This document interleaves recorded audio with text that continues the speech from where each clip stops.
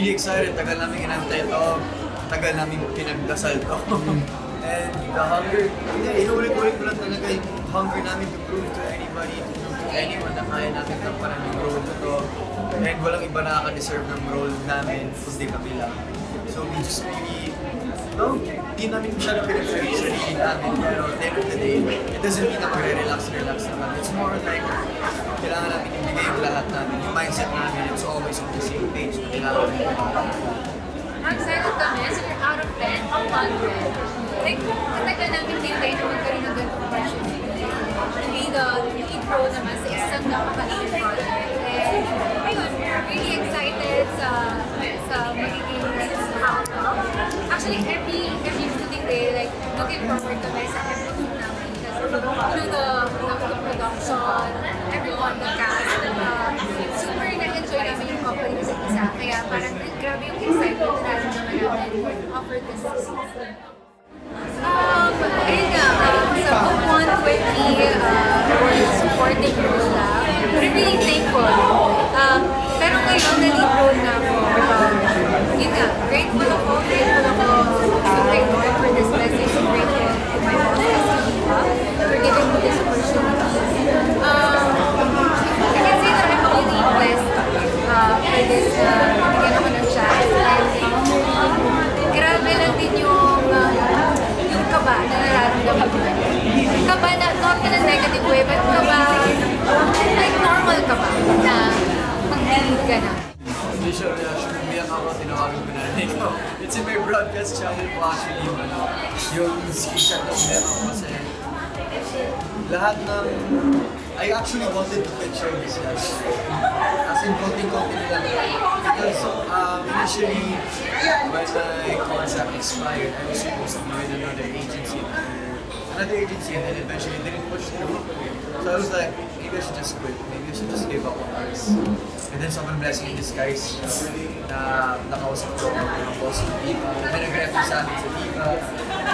So, sobrang hindi ko napigilan yung luha ko. Sa aeroplano pa nga ako. Hindi ko napigilan yung luha ko. Kasi sabi ko, ito na talaga yun. This is really the biggest opportunity na naranasan ko sa buong buhay ko.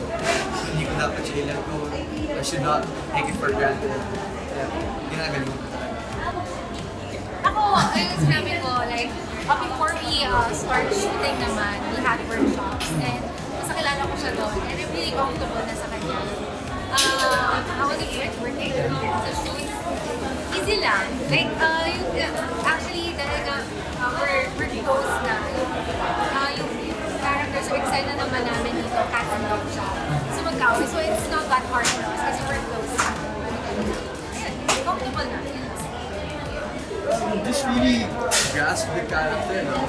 Pag nasa on-set na kami, hindi na talaga kami as Lance or as Clyde and Sam talaga.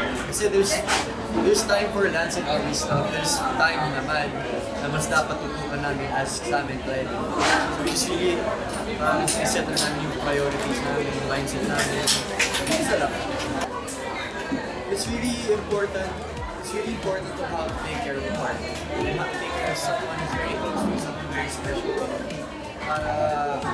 To make things work, to make everything smooth sailing, to make everything comfortable.